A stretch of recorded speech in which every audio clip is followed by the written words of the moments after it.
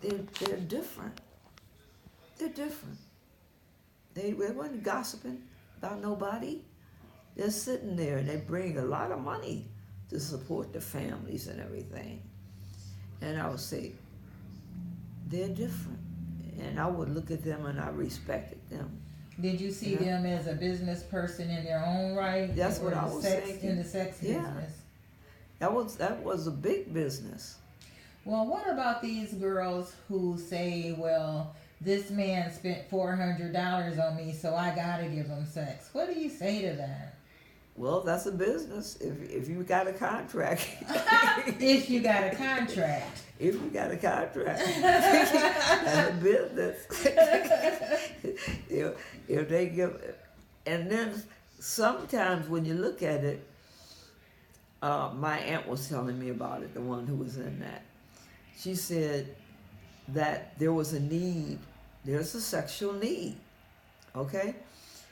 And they didn't have nobody, they wasn't raping nobody, so there's a sexual need. Mm-hmm. And I guess when you look at it, they wasn't raping people as like they're doing. Mm-hmm. You know, they knew where they had to go and get the sexual need fulfilled.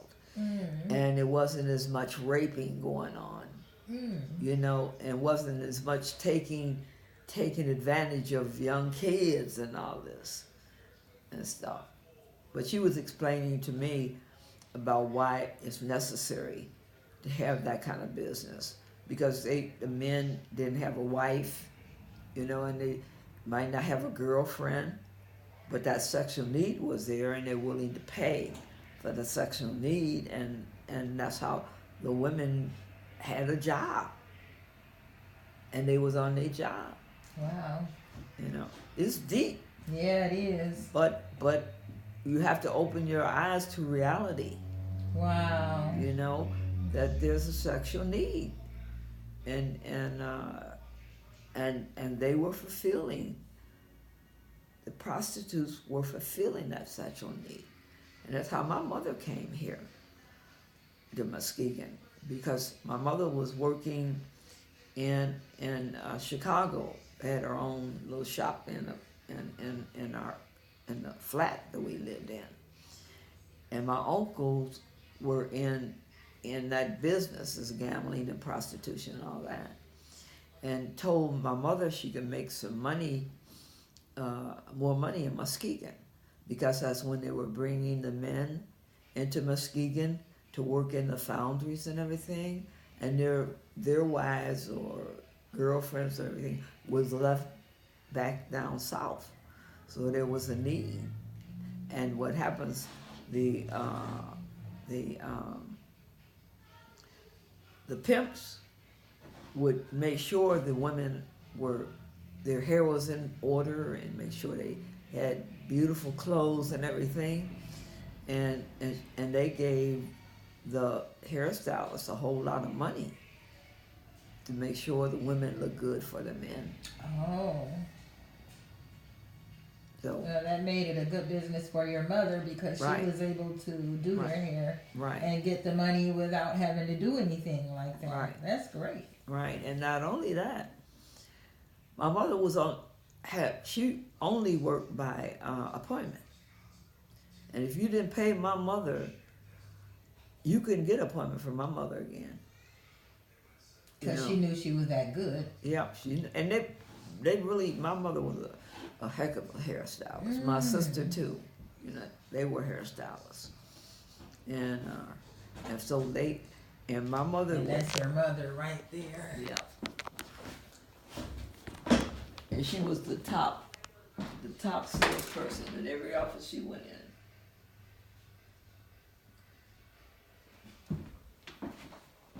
My mother was a leader. How was she a leader? What are some things she would do? Well, you know, when my mother had Shoot, my computer going out. when my mother had us in this apartment complex, she also rented rooms too. And the women who would come and rent from my mother, they became like our aunts, okay? And when my mother my mother, we always paid her bills on time. She could handle money and stuff. And they would bring their money and give it to my mother like she was a bank, you know. And she was so smart. They would come and sit down with her if they had a problem, and she would talk them through these problems. Well, there's a man problem, money problem, or they were feeling like they couldn't make it. She'd encourage them, you know, on their job and everything. So when they had a little they had my mother set up a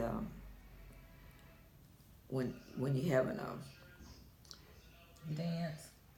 They got together in their little club. Okay. She set up a club, and the club was called the Naughty Dozen. She was the president. Mother was the president. So when one of the boyfriends come over there gonna jump on one of them, they run to my mother, and my mother say he's not gonna jump on you. And when they come up, he's gonna jump on one of them to beat him up. Their mother say, push him back to the kitchen. So they had hot water, they had brooms, I love it. Brooms and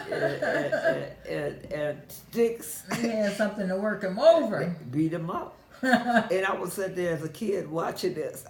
I would say, you shouldn't do that. You're going to get beat up. And they would run off. And some of them would never show up again. But so she was really the leader. And my mother, her friends were her friends for life. They say, Aunt, they almost coming over. If they move out, they never forgot Mother. And Mother was the leader of the group. I think you took a lot of her characteristics. Yep. I never lost a friend. Wow. They die off. My friends die off. Wow. I don't, if I have a friend, and I don't have a lot of friends, but when I had a friend, we could be friends when we were kids. And I never got mad with my friend. I don't get mad with friends. If they have an idea in their mind and stuff like that, and I try to change them and stuff like that, and they don't want to go the way I say go, I accept them for who they are. You know, I accept them for who they are, and they know who I am, and so and I believe my friends really love me, because I love them. I love my friends. And when my friends got money, I had money. And what I really want to do with my friends, I want to build this wealth. Yes. So they can enjoy it while they're still here on the living. Yeah. You know, like, if I got money, they got money. You know, and my husband knew that. You know, when we go to plays, and plays cost a lot of money now. And I love plays. And they'll say, Ciggzree, you always doing something for us. I said, when I didn't have it, you were doing something for me. Aww. You know, you doing something for me.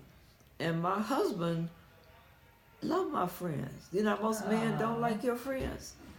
My husband love my friends. My friends love my husband. They say, Richard. They give Richard a hug and everything. And like, he would sit with us a minute and then he'd leave us to talk. But he loved our friends.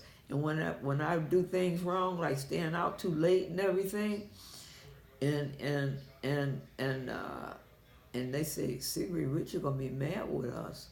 And then when Richard say something to him, he say, you ain't did nothing. Ciggzree is in control of Ciggzree. so don't think I'm mad with you. That. Yeah. He said, don't bring that I'm mad with you because of what Ciggzree did. He said, no. Ciggzree got her own mind, and I don't have, you all can make Ciggzree stay out late. Ciggzree stayed out late because you want to stay out late. Aww. So he